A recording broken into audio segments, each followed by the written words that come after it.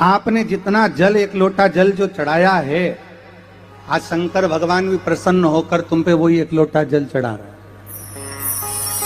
आज वो भी कृपा कर रहे हैं कि कहीं ना कहीं कितनी करुणा। आज हम कथा चल रही थी रतनगढ़ में, और दोपहर में 3 बजे कथा को विराम करना पड़ा। इतना जल और इतना आंधी तूफान आया कि 3 बजे कथा को विराम दे दिया। अब वहां के प्रशासन ने पूछा कि महाराज जी अभी तो कोई चांस नहीं था पानी आने का। तो हमने कहा बाप आता है तो बेटी के घर में ऐसे ही लुटा कर जाता है। तो वो तो स्वयं त्रिकालदर्शी, त्रिनेत्रधारी, त्रिपुंडधारी, त्रिशूलधारी कोई सहज नहीं है।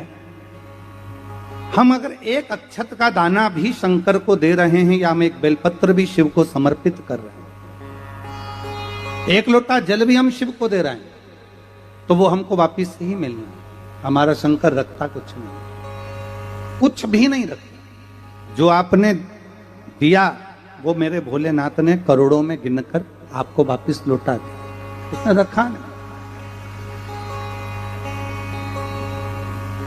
1 कदम, 2 कदम, 5 कदम, 10 कदम चलकर शंकर का शिवालय जब आप जाते हैं, लोग कहते हैं कि लीलाबाई शिवालय गई, कोई कहे कमलेश शंकर के मंदिर गया, पर सत्यता यही है कि जब शिव आपके हृदय में बैठते हैं तो हाथ पकड़कर भगवान शंकर अपने मंदिर तक स्वयं अपने भक्त को लेकर जाते हैं। और किसको, हर किसी को लेकर जाते भी नहीं। डीडवाना में कितना लोग रहता होगा, कितने लोग निवास करते होंगे, क्या सब शंकर के मंदिर जा सकते हैं? जम के बोलो जरा। नहीं, कोई नहीं जा पाएगा। जाएगा वही जिसको मेरा शिव बुलाएगा या किसी का काम साधना होगा।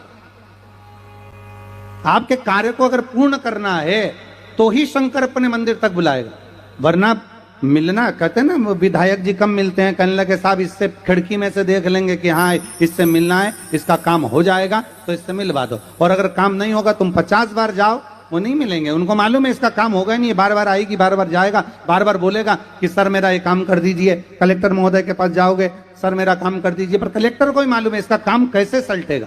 जब काम सलटने का होगा, समय पूर्ण हो जाएगा, तब कलेक्टर हो, चाहे विधायक हो, चाहे सांसद हो, चाहे मंत्री हो, चाहे मुख्यमंत्री हो, चाहे अन्य मंत्री हो, चाहे सांसद महोदय हो, उस समय पर मिलते हैं कि अब इसका काम हो सकता है। उसी तरह आप जिस दिन आपके मन में शंकर के मंदिर जाने का भाव प्रकट हो जाए, जिस दिन आपके मंदिर में शिवालय जाने का भाव प्रकट हो जाए, जिस दिन आपके हाथ में 1 लोटा जल आ जाए और आप शंकर के मंदिर की ओर बढ़ जाएं, समझ लेना कि अब हमारा कोई ना कोई कार्य सफल होने वाला है। इसलिए महादेव ने हमको हाथ पकड़कर बुला लिया। हमारा ये शायद हमारे जीवन की पहली शिव महापुराण की कथा होगी जिसमें हम अपना खेड़ा छोड़कर दूसरे खेड़े में आए। महाराज जी अपने जीवन की पहली कथा है। हम 6 किलोमीटर दूर भी अपना खेड़ा छोड़कर नहीं जाते, जहां कथा करते हैं वहां पर ही रहकर पूर्ण तरह से कथा का लाभ लेते।